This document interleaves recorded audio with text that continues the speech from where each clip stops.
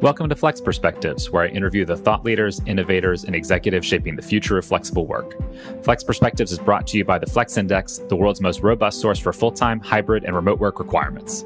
The Flex Index represents more than 6,000 companies, 30,000 office locations, and 100 million people. It's a great place to start if you're looking for your next flexible work career opportunity. Today, my guest is Julia Hobsbawm.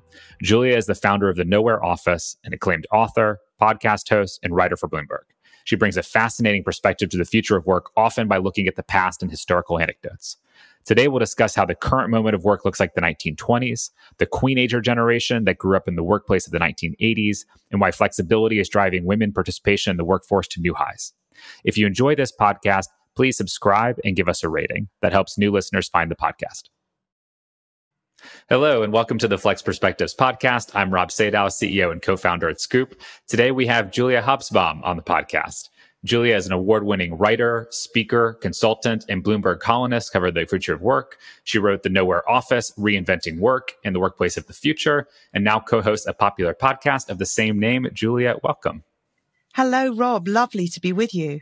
Thank you so much for spending the time. I appreciate it.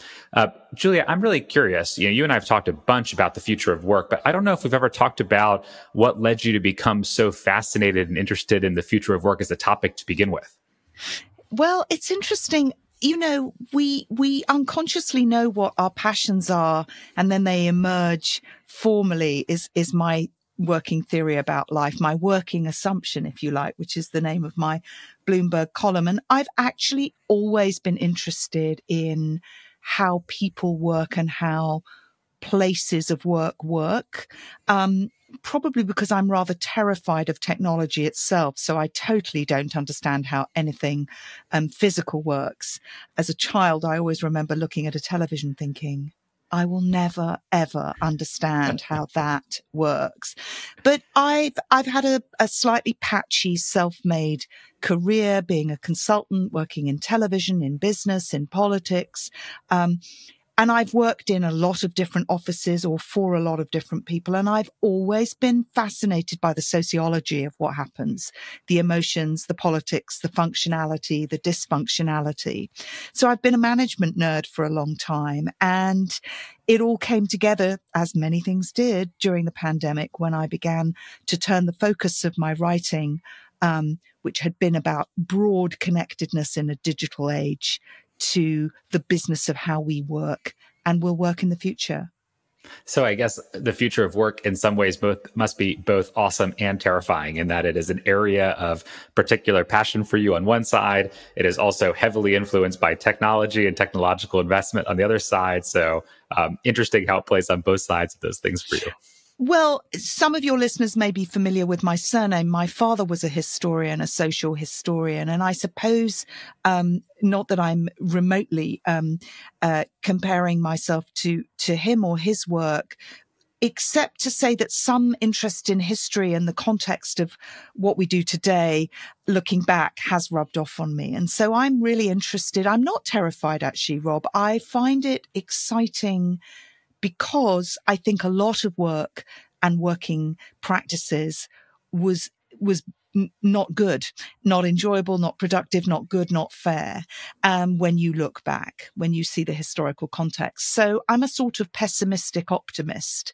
And I like to look at the social and political and historical context of what's gone before, because amazingly, we tend to talk about now as if there was no then. And I don't think we can plan for the future of work. And that's everything to do with when and where we work and why we work and how we work and what tools and tech we work with, without asking that question, what are we changing from before? I love that turn of phrase, pessimistic optimist, by the way. I feel like you have a gift for that. I think I always find that the Nowhere Office, that language, to be so compelling. And it's just such an interesting encapsulation of the world that we're in right now. What is the Nowhere Office? Yes. And what kind of led you to that language and encapsulating so many different pieces of what you're working on? Well, it's catchy. It's a little bit controversial and a little bit of a double-edged sword, because obviously, perhaps in another life, I would have been a copywriter, Rob. I'm certainly a communicator by background. The Nowhere Office is not, as the title might suggest, an argument for no office and for fully remote work, although it absolutely is an argument for the flexible times we're in, which is where I think you and I are very like-minded. But it's actually, I've located it in my book, Back to this Business of Past, Present and Future, as a period of time, really. One of 4 periods of time following the Second World War, when we can look at how work has evolved. I'm actually in my work currently going a little bit further back to sort of 100 years ago, as we approach the anniversary of Henry Ford's 5-day week. But for the book, I said, look, what if we took the end of the Second World War, the last moment when the world united against a common enemy, as being a pretty good analogous moment to the post-pandemic recovery. And we said, what happened to work in the immediate period following the Second World War? And I called it the optimism years that ran up until, actually the mid-70s. It was all about the building of a future and consumerism. And certainly the office was kind of what everybody did in the knowledge sectors, and the tech was bringing knowledge work into more and more workplaces. And then we had a sort of mezzanine period, an intermediary period, which was an uncomfortable period. A lot of the issues around flexibility that we're revisiting now, but also unfairness and discrimination came into the workplace.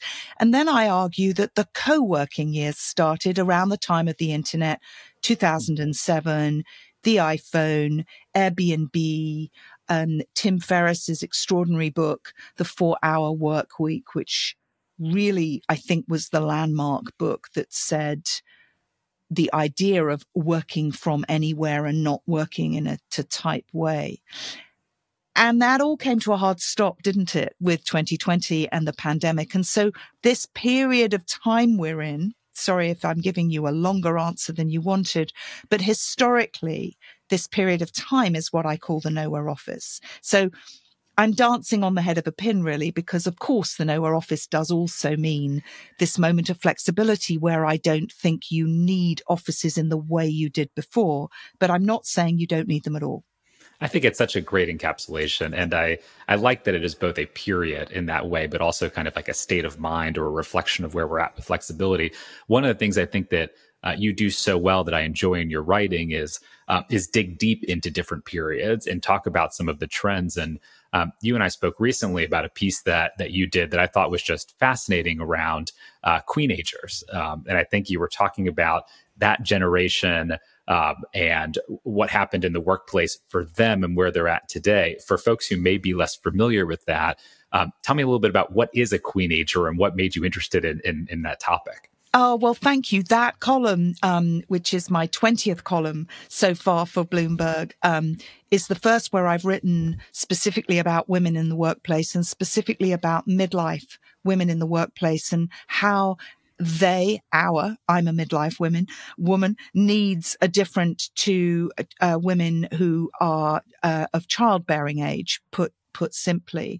And I've had an amazing reaction to that piece, and it's been pretty widely syndicated. The Queenager is a wonderful term coined by a British journalist called Eleanor Mills, who's a little bit younger than me. She was a journalist for 25 years, and she set up something called Noon, which is really the midway point of women's lives. And she coined that phrase, and it's been hugely successful.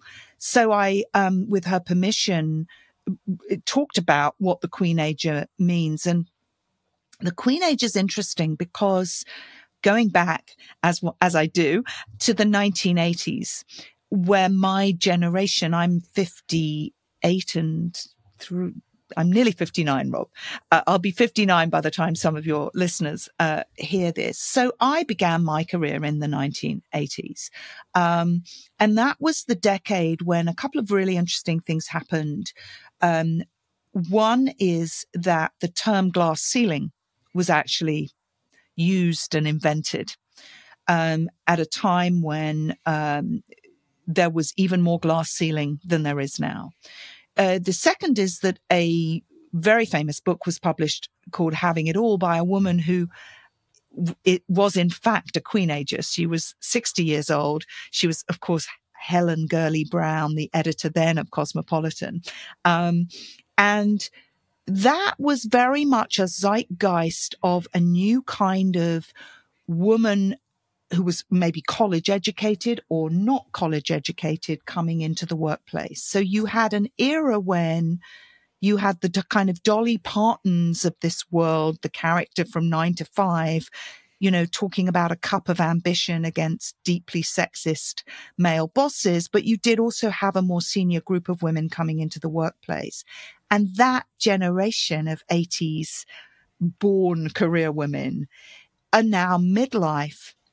And we're behaving differently to any era before us, any generation before us, which is we're sort of voting with our feet. We're going freelance. We're jumping off the glass ceiling, all of which is both age and the age we're in, which is post-pandemic. Anyway, it's really touched a nerve, this piece. Well, I think it's so interesting in the context of where we're at today, right? Because if I understand correctly, if I think about that generation was the first to think about flexibility, both in terms of mobility and career and what it meant to take some of those roles or be able to achieve some of those roles that, as you put, the glass ceiling has kind of prohibited or kind of made it very difficult to do prior. And now think quite highly, it sounds like, of the ability to control their own employment experience, be it through entrepreneurship or consulting, et cetera. What is it that you think about that experience that makes flexibility and that kind of control so important to that particular group? Well, I think you're completely right that flexibility is central. And in fact, some research that Noon did with Accenture showed that midlife women are 16 times more likely to want flexibility in their work than they are anything else, and certainly more than they want a corner office.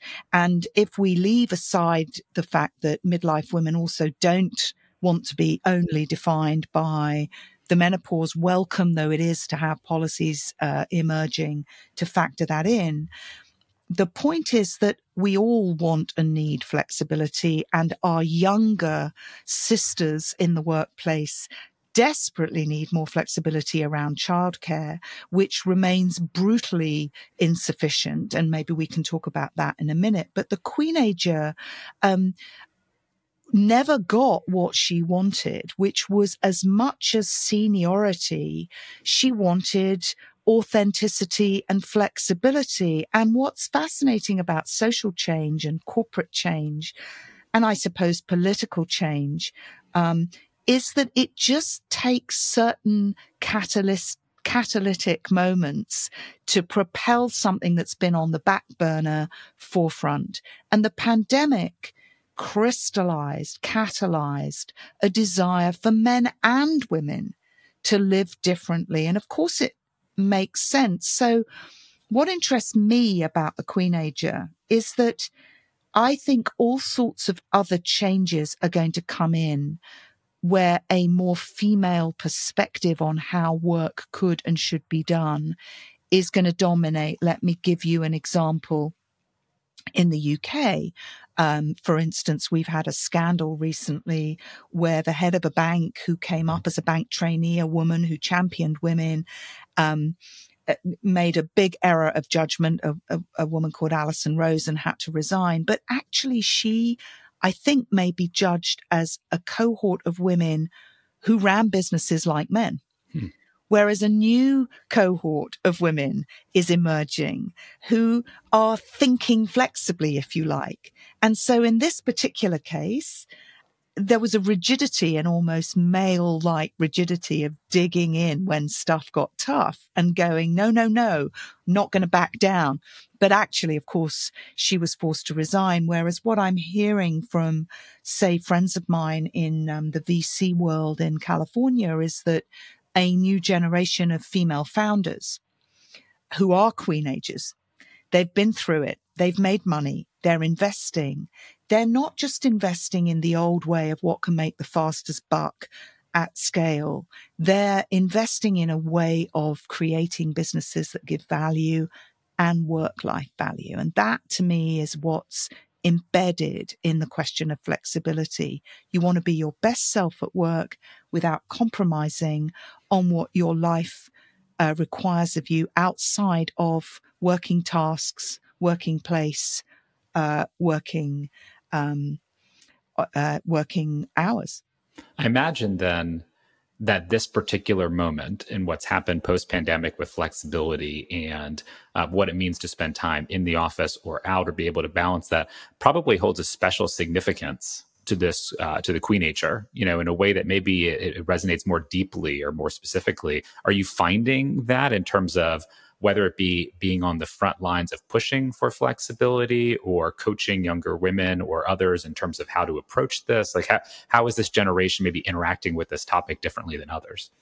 Well, I think what we are doing as a generation is owning the reality that this is what we feel, that very few Queenager women want to keep the old male-dominated way of just pushing to the top, come what may, work all the goddamn hours there are.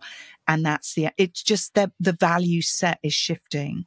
And whilst the value set and the purpose-driven stuff is changing in younger cohorts, of course, Queenagers either didn't have children in the first place, let's not forget, not everybody has children, or their children have grown or are independent.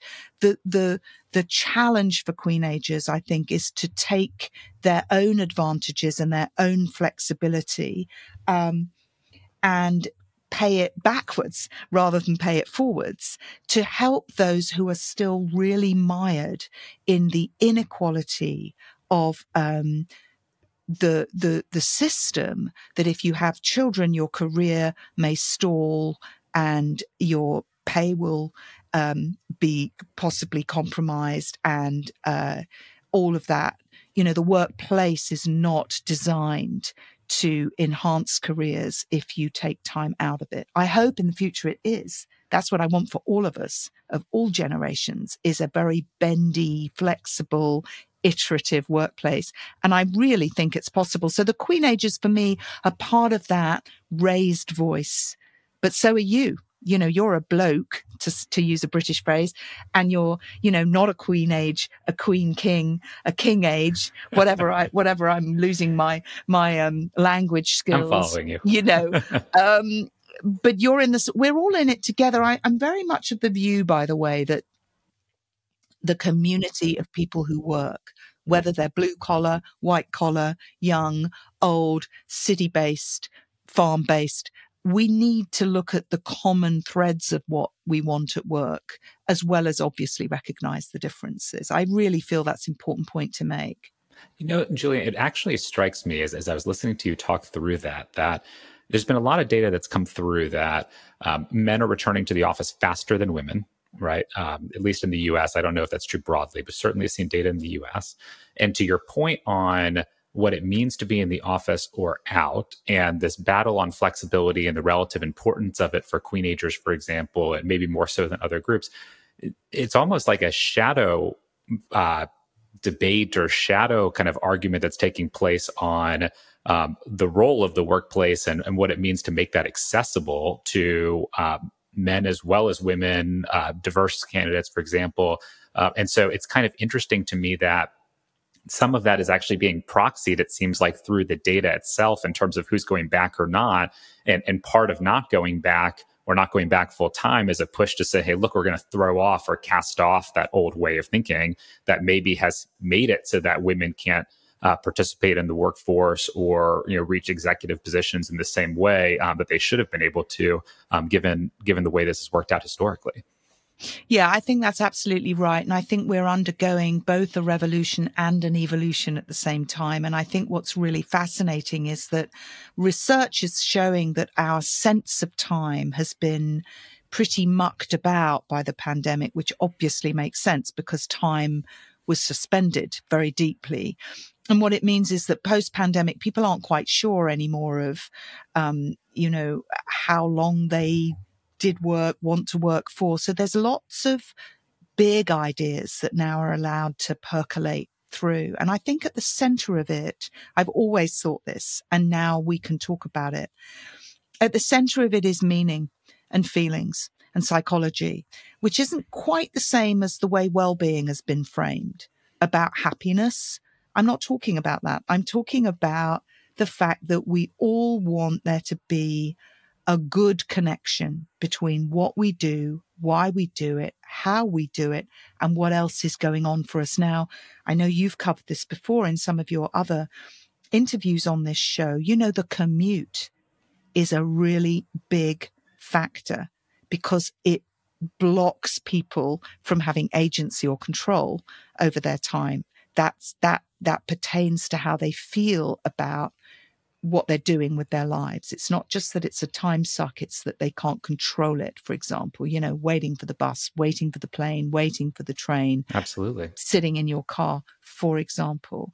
And, you know, I remember I gave an interview to a magazine right at the beginning of the pandemic, casting forward, saying, you know, what does success look like? Because I've written a lot about what I call social health, you know, connectedness as part of physical health, mental health, you know, how we are as people face to face and digitally. And I said, well, we're going to need to both take advantage of the digital and be in person. And someone else who was interviewed for the same magazine piece was Daniel Kahneman, the great psychologist. And he said, well, I think it's going to take a long time for people to get over their fear of other people. I thought that was a very shrewd observation because, of course, what people feel is often propelled by unconscious things. In the case of the pandemic, it was fear of infection and contagion. I think what's propelling a lot of emotion after the pandemic is a sense of mortality. I don't want to waste my life on things that don't matter. And I think everyone feels that. And we have to hear that. Now, women who give life and who move through changes with their bodies, you know, demonstrably differently from men, maybe we're a little bit faster at picking up this point, you know? Maybe we're ahead of the curve. You know, it's so interesting, right? Because I think that point on fear or how you react to challenge in some ways is a really interesting one. And, you know, there's a part of it that, you know, I firmly agree with. And I think in some ways, if I think about the United States, like it's very American to recognize that things are fleeting and this idea of pursuit of happiness and why people would want to hold on to flexibility and the liberty that comes with that as a reaction to the sense of mortality and fear that came with the pandemic. On the other side, I think for executives that have been successful over time, that same point of fear around where is the macro economy going, what's the future going to look like, can lead you back to past habits, whether positive or negative. You know, and to your point, I had a really interesting conversation the other day for a podcast that we'll release soon for Flex Perspectives with Hunter Walk, who's a good friend and a venture capitalist at a great firm, Homebrew. And he was talking about the role of flexibility and how he thinks about it in startups. And he goes, look, I may be biased, but the way that I came up and the experience I had was that experience of being co-located in close quarters and operating that way was important. It was important for working through problems and thinking through, you know, difficult situations and how do you collaborate. But as I reflected on that conversation afterward, you know, my reaction also was, but that's also probably the same type of meeting or thing that maybe not everyone was able to participate in the same way, or was more difficult to commute to for some. Or, for example, if I was out, I wouldn't have been able to do that in the same way. And so that without any negative desire, that same idea of, hey, this is how things have been, and maybe we need to return to that in some way, inherently impacts different generations and men versus women differently in a way that is probably also shaking up some of this conversation. I think that's really right, Rob. I think fear of the unknown and a visceral fear, which Daniel Kahneman was referring to, the fear of contagion and health-related fear, you know, is still not totally gone. But actually the fear of change, the difficulty of changing patterns of belief and systems, and then something you've covered a lot, which is the correlation between that unconscious fear and the realities of sunk investment into properties and ways of living and working, which also need to change. And but I do think that what's exciting to me is that there's a group of us, you Americans would say a bunch of us, but in the UK, we only say things like a bunch of flowers, not a bunch of people. So there's a group of us, a community of us, I think, which without being too grandiose, maybe we're like painters or musicians, will be known as the flexibilists, or, we are wanting everything to improve. We're not against productivity. We're not against profitability. We're not against any of the things that the people who are fearful of change want. We just feel that it's possible to reform and remodel. And I'm particularly interested in the concept of design, that if you can design different behaviors and different technology and different places and different facilities and different mindsets to coexist like co-workers, you're really onto something fantastic. I think there's only upside to this, but there are also some structural issues which are very important to get right. So it's not about an anarchic view of work that nobody needs any rules anywhere, far from it. But the idea of entrenching flexibility is important. You might recall from my book, I wrote an example of, I think, a pretty perfect nowhere office, which was the D-Day Normandy landings of 1945, which if you read the history and you don't look at the naval and military story and the Omaha beach and all that stuff, but if you actually look at the history of how many IBMs they moved onto the beach and how many typewriters and how much provision, they actually created a back office in the sand dunes to cope with millions of meals and hundreds of thousands of troops. And that's flexibility.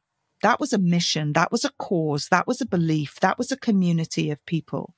And they created a workspace and a workplace where they needed to. And in the spirit, and I love that example, by the way, because sometimes I think the best ways to bring this to life is to take non-obvious, non-corporate examples and kind of use that to illustrate. So in the spirit maybe of hard-gotten gains, right? And having to kind of pull yourself forward.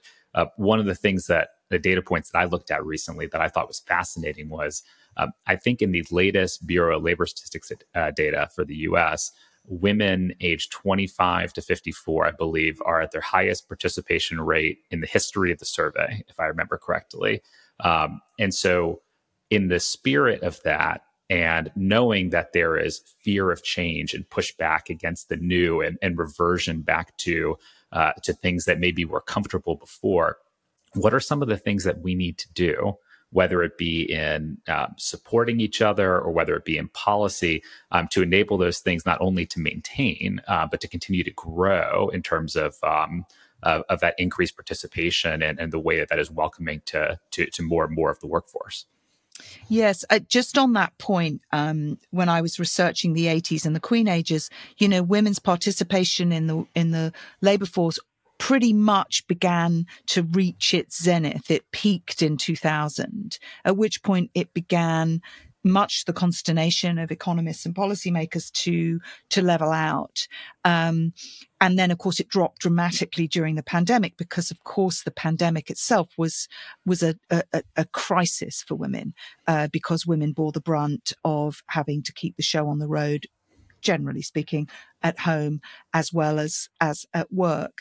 But now we understand that, notwithstanding and downplaying the difficulties to keep cohesion and culture and productivity in certain ways, although productivity is a movable feast, but notwithstanding that, we absolutely know that the cohort that must have flexibility to keep their lives running smoothly and make them most engaged and productive are women, because statistically women have the most mix of obligations outside of the workplace. And because it's a tight labor market, because everything has been shaken up, it doesn't matter how much certain bosses bellow about, well, let's all get back to the office, whisper it quietly, they are accommodating women as never before. It doesn't mean that everything has been won, but it means that a lot of women are coming back and going, look, take me as I am. It's my way or the highway. And I just also think we need to give a shout out in the middle of this to the dramatic statistics of long COVID and the collapse of mental health and physical health markers in the workplace. And so something else I'm thinking about is that we really need to reframe well-being, and we need to redefine it. And the employee assistance programs and all the ways in which we've defined workers who need help probably is due a shake-up as well. Just to throw that into the pot. It also strikes me as you talk about that, and I'm thinking about the CEOs who have become most vocal about the need to return to the office 5 days a week. And I'm sure it's not 100% the case, but I am searching through my memory for a female CEO. Oh, well, I've got one for you. I was thinking that too. I also it was an easy win to, as a feminist commentator on work, to dine out on the fact that there weren't any men, but I knew women, but I knew at the back of my mind it was only a matter of time. Of course, I mean, you're right, because of course, statistically, the majority of people who run very large organizations are still men, is number one. And of course, the poster child for this whole get back to the office was the head of Goldman Sachs, who said that working from home was an aberration. And then you've had many men, too numerous to mention. But recently, of course, we had the viral video of Andy Owens, the head of Herman Miller, the design firm, and she was caught on camera being very stressed, actually. I mean, just to be sympathetic to her. And she started to berate, never a good look, her team about entering, and I quote, pity city.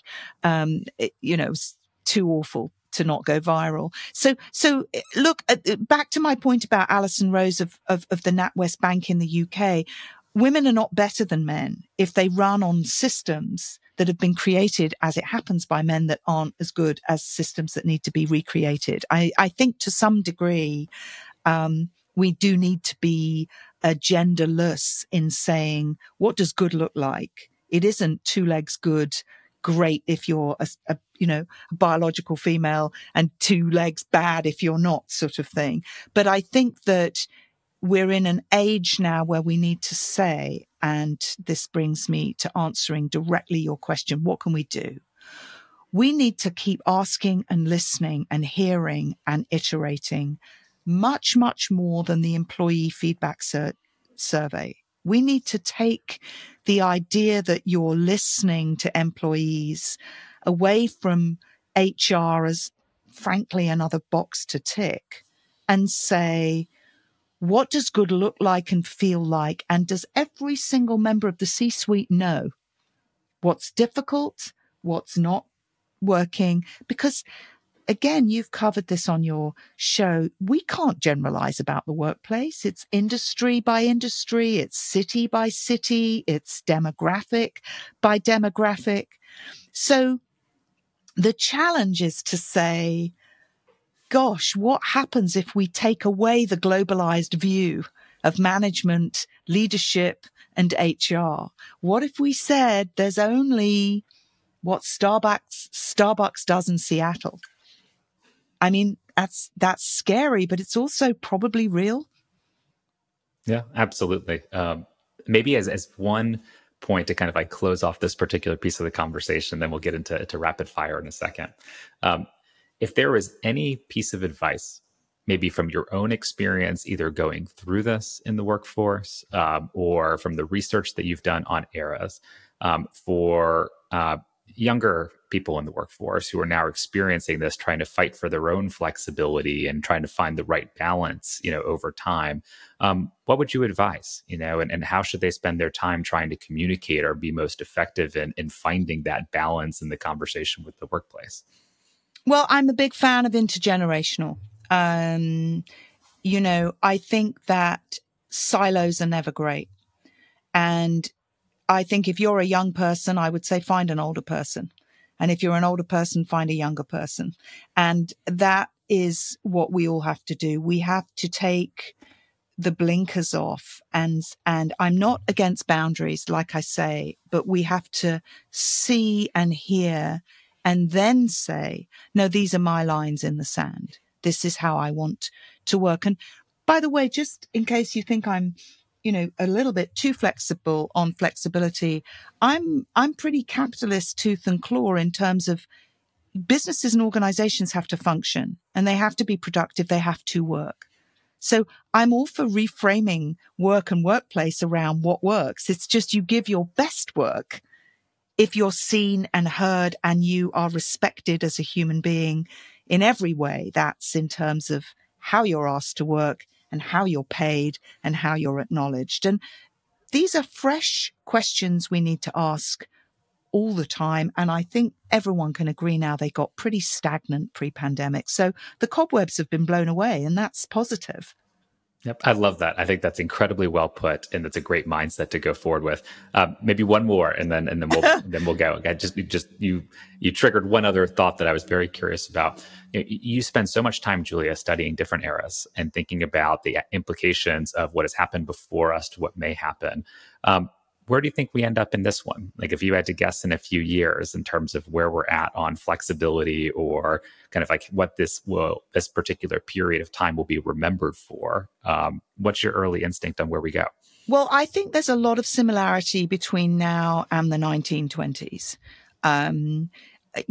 We are at the beginning of a new technological era without doubt, with AI being pretty much as revolutionary and radical as mass production.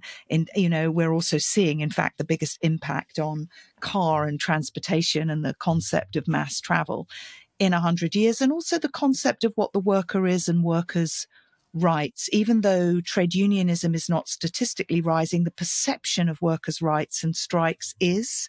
So that's a sort of slightly curious thing. And so I think we need to say where we got to. The 1920s, after the crash, led on to the New Deal, led on to an era in which government and private industry really locked hands and, built and developed and made a lot of inroads through financial hardship. So I think that we should see some exciting developments. And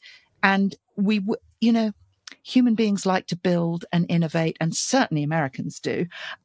So we're going to see, I think, radical reshaping of cities and centers and transport and the way we live and work. But we're not going to stop working. There's a whole other conversation we could have about the 4-day week, which I'm in cautious favor of, but not as a rigid application. But I think without a doubt that flexibility, including but not only including fully remote, is here to stay. And I think the office is going to pincer down to meaningful engagements in places where you do three things. You meet to be social, to break bread, to convene, to celebrate, to, look into each other's faces and gossip, where you learn intergenerationally and in terms of training, and where you do the difficult stuff as well, where you argue and you disagree. And everything else in a knowledge work basis, that's not going to be done in a commute-based, silo-based, single space. I love that. That's a great succinct wrap up. And Julia, I think I agree with a lot of the way you think about this and where we're headed. As you know, at the end of every discussion, we always do a quick rapid fire, just so folks can get to know you personally a little bit more. So I'll ask you a few questions if you're okay with that. Sure. All right. What was your very first job? My very, very first job was selling crystal blue lens cleaner in a shopping mall with my brother Andy.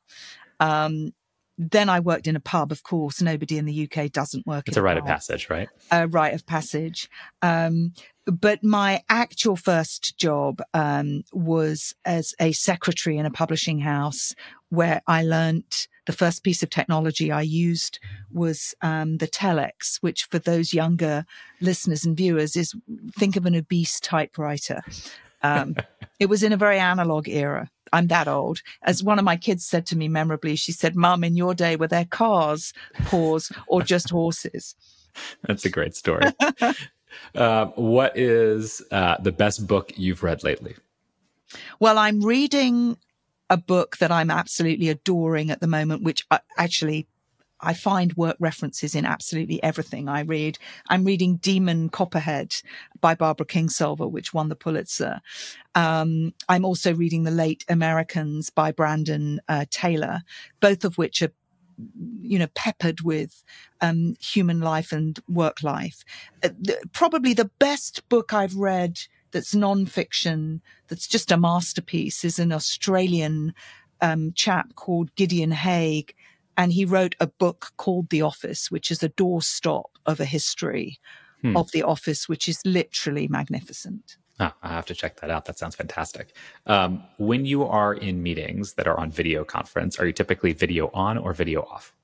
Always video on, unless I've parked my car, turned off the engine, in which case I just can't stand the look of the car seat behind me, and then it's video off. Otherwise, it's video on. Yep.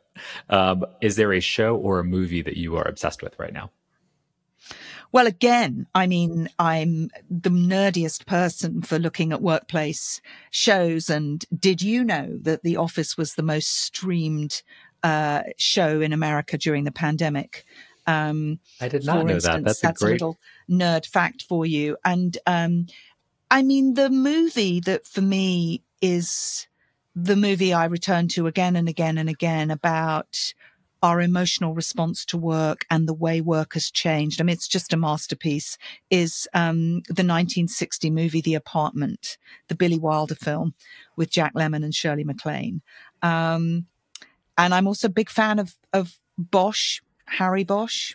That's also about work and workplace. So I'm getting a recurring theme here in terms of what you're reading and watching. Well, yes. I mean, I'm sorry to be a bore, but I really find this whole question riveting. I love it. I mean, you have your passion areas. That's great. You should pursue. When you do go into an office, favorite snack? Well, I'm a columnist for Bloomberg. Bloomberg do have wonderful offices. And one of the many, brilliant innovations that Mike Bloomberg made was that all lifts, elevators only go to one floor first in any Bloomberg office. And it's the floor called the pantry. I do like a bit of popcorn. Do like a bit of nice salted That's one popcorn. of my favorites too. Got to admit that. What is a favorite, and this may be a not great question, Julia, for you, but you tell me, what is a favorite piece of flexible work software or AI software, something that you're interested in right now? Well, I would say this, but I'm interested in your Scoop software, because I mean, I think that the scheduling, anything that is frictionless is interesting to me. I actually think WhatsApp has been revelatory. I think it's extremely easy to ping people on WhatsApp, and to just go, "Are you in?" and "Are you around?" or the instant messages, and anything that's. I mean, I also still like email. I'm sorry, but that's how old I am. You're the second person actually in a conversation the last 2 days ago. I really like email. So you're not the only one. Who is and this may be a difficult. Sorry, I'm just going to interrupt you to say that I gave a talk in Manchester recently with the global CEO of Moneypenny, who do a brilliant call answering service. And Joanna Swash, the CEO, and I were passing each other little notes back and forth. I thought that was old school, but I mean, it was very effective. I love it. Yeah. Who is one future, and you have to pick one, future of work thinker that you really respect? Well, I think the Harvard academic Prithviraj or Raj Chowdhury is super, super important. And in fact, he's just agreed to meet with me in the fall, and I'm thrilled about that. I mean, he has been consistently calling out from an academic perspective the way the world is heading. When I was writing The Nowhere Office, I was writing on a bit of a hunch. It was quite a gamble. I felt very strongly that all my accrued experience as somebody watching work made me feel that this was a pivotal moment, but I wasn't sure. So I was reading lots and lots and lots of data, and I came across a piece he wrote in December 2020 in Harvard Business Review called Our Work from Anywhere Future. And I thought, my God, I'm not getting this wrong. This guy is on it. And so I would say, I think his work is very important, but it's very difficult to choose just one. Yeah, absolutely. Interestingly enough, he's going to join me on Flex Perspectives in the next couple of months too. So I'm really interested in that well, they're all beating a path to Raj's door. Yes. And then maybe one last question for you. For anyone that's listening that wants to learn more about you, read more of what you're writing, where should I send them? Well, Bloomberg's Work Shift, which I'm privileged to be part of. If you're a Bloomberg subscriber or a Bloomberg Media subscriber, the Work Shift has tons and tons of just very, very interesting articles. And I write my column on that. The Nowhere Office podcast on all the usual platforms. And my book, The Nowhere Office. I'm pretty visible on LinkedIn and findable and on what used to be nostalgically called Twitter and is now not called Twitter. I'm also findable on that. And I'm always interested in ideas and sharing views and learning. And I always learn something from your research and from others. So thank you. That's great. Well, Julia, thank you so much for spending the time. Your thoughtfulness and eloquence on this topic are much appreciated. And I love the way you blend a historical perspective of what's happening now and can use that to inform the future. I really, really appreciate it. My pleasure. Thanks for having me. All right. Thanks. Thanks so much for listening. If you enjoyed the show, you can subscribe on Apple Podcast, Spotify, or your favorite podcast app. Please also consider giving us a rating or leaving a review, as that helps other listeners find the podcast.